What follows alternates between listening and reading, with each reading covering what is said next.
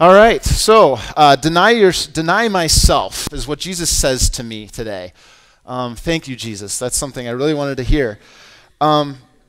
Question I wanted to start off with, and just so you know, the reason why I have my phone up here, it's not because I'm texting while I'm trying to talk to you. It's because I'm actually changing the slides. But the question I wanted to start with is, what do you want from God? And, it's kind of funny because I actually, I'm blessed by a lot of people serving and, a lot of people that help out of Genesis. I'm also blessed to be at a church that has another pastor, and I actually heard his message this morning. Kind of got me thinking in a little different direction, but it tied in perfectly with the text, and so I decided to run with this a little bit. But what do you want from God? That's a good question to ask, and I know for some people, for some of you, I don't know where everybody is at in this room, and for some of you, maybe you're struggling with the whole concept of God. Is God real? I can't see him, all that kind of stuff. And if you're somebody who really struggles with that, struggles with, scientific arguments, all that kind of stuff, I'd love to talk to you afterward if you have time or if you have questions about that, because I'd love to start a discussion with you. But making the assumption that everybody here is on the same page when it comes to that a higher power exists, that God exists. A question that oftentimes is brought up, especially when you have conversations with people and you start talking about God, is, how does he relate to my life? And has he given me what I wanted lately? I'm struggling with this, and God just doesn't seem to be listening. And so the question really to be asked is, today, as you come in here today, what is it that you want from God? I'm guessing we could answer that question in many different ways. Maybe, and I know that some of these examples I'm going to use are very fitting for the people, for people I know here, situations I know that some of you guys are struggling with. A better relationship with someone in your life. I know that's one that many of you're struggling with. I've struggled with that one. Trust from others. What I really want from God is for people to trust me. Make people trust me, or I want to be able to trust other people more. Trust is a huge thing.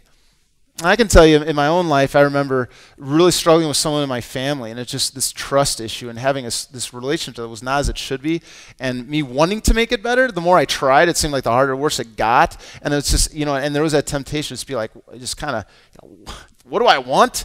I just want this to be better, I just want it to be better, and maybe you find yourself in that situation right now. Maybe you've been there before, but things are okay right now. So maybe instead for you it's more money, or maybe a better job. I know some of you, one of you shared a little while ago to me, not too long ago actually, you lost a job.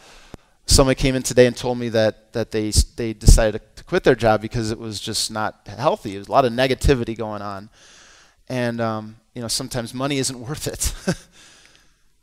Maybe for you just want money in one way or another. You're trying to find means. It's a car. It could be stuff. That's just what you want. Some sort of tool. It could be job, money, car, some resource that will make things easier in your life. I can remember when Megan, my wife, and I were at seminary when I was going to school. It was a 4-year deal, and she was working on a teacher's salary, making about $20,000 a year, like not much at all. And I had 2 kids, myself going to school, paying for school at the same time, and didn't have much. And there were many days when I just thought, what, if I had money, it would make my life a lot easier right now. What do I want, God? Money. What do I want? My wife to make more money. So she could support me, right? It's just craziness. It's crazy how your mind goes sometimes. Maybe for you today, it's an addiction. Like an addiction that you just want to go away. Maybe you've struggled with something for a while, and it just seems like you're in this cycle, and you finally thought you got over it, now you're back to it, or it's just something that's just been on your heart over and over and over, and you know that if you're around a bottle or if you're around other people that are going to promote negative things, negative thoughts, it's very likely that you could end up slipping up again. And what do you want? I just want to not have that problem like those other people. The problem there, is the assumption that those other people don't have problems either. They may not want you to think they do, but all people have things that they want from God. And I think the temptation, I've talked about this before in here, the temptation is then to look at God and believe that basically see God according to my circumstances. Okay? So if God is giving me what I want, then yay, God, you're awesome. I love God today. And then you don't get what you want. What's wrong with God? Where are you? It'd be nice if you did something in my life. You see? That's how it tends to go. And so it's with this in mind that I think Jesus offers a little bit of help in terms of what is it that I really need today. I apologize. I tried to get the scripture up there. I think I was wrestling with Jordan earlier, switching while I was trying to switch. You didn't see the reading, but this is what Jesus says in Luke chapter 9. And you'll notice that Jesus is a pretty horrible salesman. If he was trying to sell himself as a, well, I mean, come on. It's like, you go to Starbucks and they're trying to they're putting this new, I noticed they have flat white, new cappuccino, what is it, some whatever ridiculous expensive drink, and they have pictures of it everywhere trying to promote it, and Jesus is like, deny yourself and follow me, it's just, but this is what he says. He said to all who were present, if anyone would come after me, be my disciple, let him deny himself, take up his cross daily, and follow me. Deny himself, deny my self-centeredness, deny the things that I so deeply desire that are all about me, okay? Take up my cross, and taking up a cross would be some ongoing struggle. I don't think a cross would necessarily, in this context, necessarily is referring to, for example, my son getting sick last night. I knew that that's going to end, God willing, okay? I don't want to say things, but I knew that it was a temporary inconvenience, a cross to bear that I must deny myself, and it's something where, like I was talking about earlier, that struggle in a relationship I had with someone in my family, which is really good right now, but for a time there was this ongoing struggle, and that's what I think he's talking about. So deny himself, take up his cross, and follow me. For whoever would save his life. Okay, so whenever I'm trying to preserve my life and it's all about me and I'm not looking to God at all, I'm in danger of losing my life. But whoever loses his life, in other words, when I'm looking outside myself and I see God who brings hope to me, whoever loses his life for my sake will save it. For what does it profit a man if he gains the whole world, of all the toys, all the money, all the jobs, everything in the world, and loses or forfeits himself, or I lose myself? As I've heard people say before, kind of like Monopoly, it all goes back in the box eventually. Can't take my money with me. And it's a good way to think about it, I think. So I think this is a good segue, I guess, to talk about something called idolatry. Because I think this really fits into this. Denying myself also means denying those unhealthy desires and longings that cause destruction in my life. So self-centered leads to idolatry. And I think a lot of times when people hear that term, maybe you've heard that term before, idolatry, that's like some old thing. It's in the Old Testament. What does this have to do with me? It has nothing to do with me, right? Something in the Bible that's not relevant anymore. Well, I would argue the exact opposite fact. It's very, very, very applicable today. I'm going to show you this video. Hopefully it'll work. And then kind of follow up with that technology. I was watching TV the other day, and this show comes on with these religious fanatics. They were crazy. Well, you would think they were crazy if you didn't understand their culture and their religion. See, that's just the thing. They were worshipers of idols, and they took things to extremes. They painted their bodies. They wore these ridiculous costumes. They chanted, they danced, they made sacrifices to their idols. They had built these enormous temples to worship their idols in. It seemed like their entire existence climaxed into this one scenario, this one over-the-top act of worship. You don't really relate, do you? Let's try it again.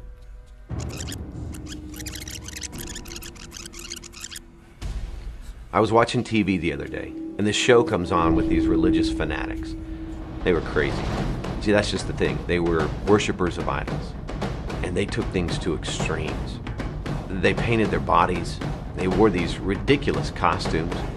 They chanted, they danced, they made sacrifices to their idols.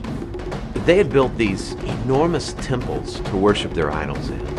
It seemed like their entire existence climaxed into this one scenario, this one over-the-top act of worship.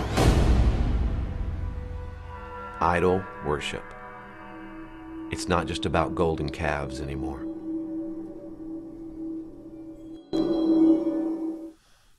All right. Speaking of golden calves, so if you're not very familiar with the Old Testament, you could open it up and you could hear about things like people doing things for golden calves and these idols, these objects, and the basic idea behind idols is this: those idols back in those days would represent something. So you might have like a river god or a sun god, and so the idea is if you want, I don't know, crops to be, or a rain god. Okay, so if you want crops to get water and then you have a drought, what would you do? You have this idol, and so you'd perform for this idol. Okay, you'd have rituals, you'd have sacrifices, you do all sorts of things, and the ultimate goal is to manipulate that god to do what you wanted it to do. Okay, we don't do that anymore, do we? We don't have things that we want to happen and we don't perform for them so that that'll happen just for me, right? I heard somebody, a well-known theologian once said, the heart is an idol-making factory.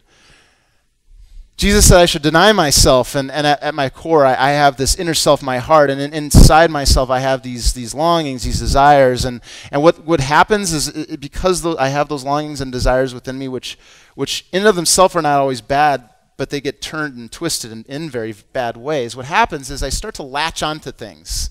Okay, and they become ultimate things. I have these sheets at your table actually that say heart idols.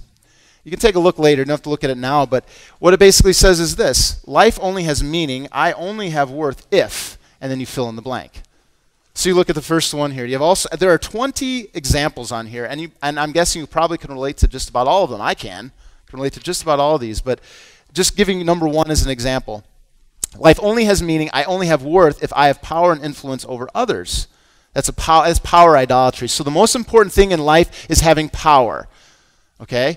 Problem is ultimately what God teaches me is that I'm powerless, and ultimately I'm reliant upon Him. But when I'm going to insist on being in power, okay, and making power the ultimate thing in my life, I'm going to do anything to have it. I'm going to deny help from other people. I'm going to go to crazy measures. Okay, trying to have power. And like I said in my own life, when I was struggling in relationships, sometimes I wanted to fix them so badly, I only made them worse and just showed I had no power whatsoever. And maybe you can relate to some of that. And I encourage you to take a look at this sheet perhaps later. I want you to understand this. Someone asked me this earlier. I said, well, so you're saying that I'm not supposed to, have, let's see, what was the one we had? Approval idol. Where was that? I am loved and respected, number 2. Somebody said, well, does that mean I'm not supposed to be loved and respected? I said, no, these are all good things that I oftentimes turn into ultimate things. If I only have this, everything will be all better. Just like I said before, if I only have that relationship, everything will be better. If I just have money and success, a job, everything will be better. You see, I'm in control. I'm the one that has power.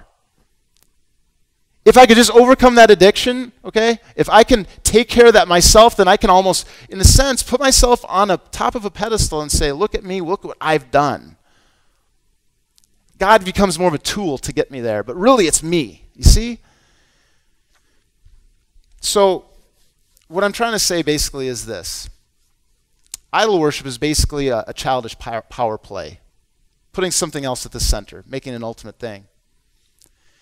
So the question is, how could Jesus then, if this is true and it's such a core part of, I don't know, who I am, how might I go about thinking about denying myself and denying some of these natural urges that I have sometimes, I think to get an answer, you got to look back at some of the things that Jesus said before we get to what I read earlier when Jesus said, deny yourself. This is, when you read the Bible, it's important to read it all in context because you begin to discover all sorts of interesting things about.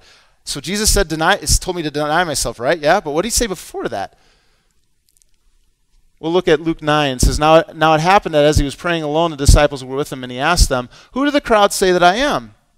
And they answered, John the Baptist, but others say, Elijah, and others that one of the prophets of old has risen. Then he said to them, but who do you say that I am? And Peter answered, the Christ of God. Who do you say that Jesus is? That's the starting point. I really think there's 2 ways you can answer this. The Bible really gives 2 options. Number 1, Jesus was absolutely crazy because he said a lot, like I said, awful salesman, okay? Believed he was he and the Father were one. It said all sorts of crazy things about himself and God. So it's either Jesus was crazy or he was and is the Son of God, risen from the dead, ruling over us even right now, even though we can't see him. And I believe that Jesus is the Christ, the promised one, the Messiah that is longed for. You see, because in my life, every single day, I'm like longing for a Savior to rescue me, you see. And what God does is he hears those cries and he sent someone. He sent Jesus. He came himself, really. That's Jesus, God, in the flesh, come to be amongst us and to rescue me from those self-salvation projects, from that idol worship that's ultimately going to fail me. All those things that I think are just going to make my life better, that ultimately will fail me. Okay, so who do you say that Jesus is? That's where you start. Oop, struggling with the verses there. This is what he says next. If it'll go up. There we go. And he strictly charged and commanded them to tell this to no one, to not to tell anybody who he was, saying, the Son of Man must suffer many things and be rejected by the elders and chief priests and scribes and be killed, and on the third day be raised. So what did being the Christ, being the Savior, mean for Jesus? It meant that he must suffer many things and be rejected by people and be killed, and on the third day be raised. See, what Jesus did was, before he says deny yourself, before he comes to me and says deny yourself, first of all he says, who do you say that I am? You're the Christ. You're Son of God. What does that mean? That means I must suffer. I must die. Because you see, I owe God a debt. I owe him. By virtue of how many times I turn away from him, how many times I trust in myself more than him, I owe God. I do. But instead of coming to me, requiring that debt for me, what does God do to me? What does he do for me? He sent Jesus so that I might be forgiven. So he does this amazing thing. He sends his son to hang on a cross to pay the debt that I owe. So when I said earlier, remember what I said, what do you want from God? What do you want from God? You see, it's kind of a childish notion. My kids want all sorts of things. They do. You think about that? My kids are always coming to me, I want this, but as a parent, I know that not everything they want is necessarily best for them. As a parent, I have the best I can, know what they need. And you see, what God knows about us is he knows that what I need is forgiveness. As you see, sin separates me from God. And I need that relationship with God to be healthy. I need that relationship that God comes to me and to understand how my relationship with God works. I need that relationship to be healthy so that my relationships with others and the world around me can be healthy too. So, people, because of Jesus, because I'm forgiven, I can take up my own cross and forgive those people who have hurt me, forgive the unforgivable. You see, because Jesus took the load on his own shoulders for me. So what he does is he does that first, and then he says, look at that person over there. They need grace. They need forgiveness. Forgive them. You're forgiven. May not be easy, but you see, Jesus doesn't ever ask for easy things. Trust. See, I can trust God not because he doesn't just say I love you, he shows me that he loves me.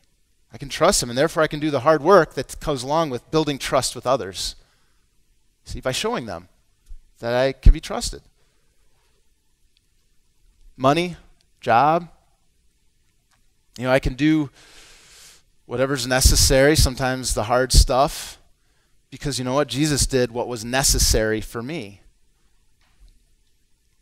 And addiction, I can say no because I don't need that. I have everything I need. I know that sounds simple. It's a simplified way, and I don't mean to reduce the complexity and difficulties of going through everyday life, but this is also why it's so important to be around others who will share this news with you, hold you accountable, and remind me. I need this, to be reminded constantly. I'm surrounded by people. I'm blessed to be surrounded by people who sometimes remind me of the truth I need to hear on a regular basis. I remember, let's see, this was about a week ago. It was over a week ago. Yesterday we went to Community Connect. A bunch of people from Genesis Community went to Community Connect, which is I know a lot of you are very familiar with that. And basically it's a place where services are handed out for people who are in need of those services. And I know many of you take advantage of that. That's awesome. It was a great evening. We handed out soup packets. But it was rather interesting putting that soup together, putting together these little bags with soup and all the stuff in there. And yeah, Jackie, right? Yeah, she's the queen of rice. She knows how to put rice in there.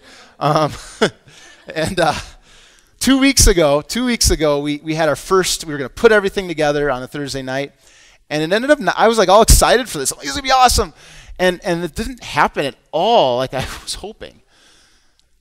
Like we're supposed to start at 7:30, and it's like 7 o'clock, and suddenly my daughter's like, screaming, running around, and Megan and I also, we were already kind of stressed out with some things, and she's got hives up and down her body, and Megan's like, okay, go get some Benadryl. So I go and I'm looking for Benadryl, and of course, the one time when I need to go somewhere, we don't have Benadryl anywhere. So I have to go, so I'm like, okay, I'll go down the street to the local general store, right down the street, we'll go get some Benadryl. So I go down the street, go to get some Benadryl. And what do you think at a general store, what kind of medicine do you think would be most important to have at a general store? Wouldn't Benadryl be a good idea if somebody's having an allergic reaction? Well, no, they have ibuprofen, Sudafed, all this other stuff, but no Benadryl. Sold out. Yeah, the lady's like, I know we had some here somewhere. I don't know where. So I'm like, and now it's like 7:15. I'm like, I gotta go put these things together. And so I had to run all the way up to Walgreens, which was like 20 minutes the other direction. And you see, the thing was, I knew in that circumstance that my wife needed some grace. She needed somebody just to love her unconditionally, not say, I'm only going to love you on the condition that's convenient for me. You see? I knew that I needed to do that. So I went and I got the Benadryl. And meanwhile, while I'm running out there, I called Suzanne because I'm like, you know what? I am going to be completely late for this thing. And everybody's going to judge me, I'm sure. And no, they didn't. I'm totally kidding. Totally kidding. And you did, yeah. No, but the thing was, Suzanne's like, I got it, no big deal, and so what she did was she understood that she's not gonna like love me, and like she could have said, I'm done with this, rock off, No, but she like took it in stride, like, I'll help you out. So she offered me some grace, and then you kind of see how this all fits together, I finally got there and we're putting together soup packets, and I'm thinking, you know what? It's kind of cool too. I've been experiencing grace quite a bit today, this unconditional love, because we're putting together soup packets and we're giving it to people unconditionally, not based on whether they deserve it or whether their life, we're just saying, here, we want to love you. We'd love you to join our community and come visit us sometime. That's what it's all about. And you know what?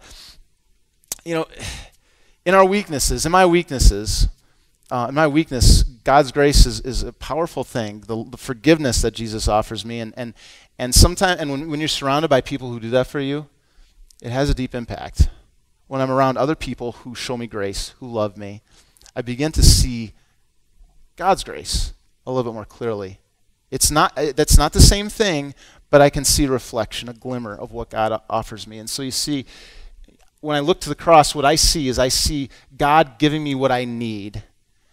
And then I know that when I'm in my life walking around and I'm around other people, I know that I'm called to respond, sometimes by denying myself, picking up a cross, and following Him. It may not be comfortable. It may not be easy, but others need me. And that's what Genesis is really all about too. That's why we meet here. And it's all about starting at the cross, starting there. What does God think about me? And how does that relate? How does that relate to my relationships with other people? I've found that things can be very discouraging when you're disconnected from community. And a gospel-centered, a Christ-centered community is so huge. It's so important. And so for those of you that come here on a regular basis and hear that good news regularly, I know how important that's been for you. And for those of you who maybe seeking one, maybe first time here, we'd love to have you again, so we can share some good news with you. And so that really you can be surrounded by by the love of so many people around you, and offer encouragement, especially when it's so hard to deny yourself in the midst of a difficult time. God's grace is amazing, and it can lead to us doing amazing things and experiencing amazing things.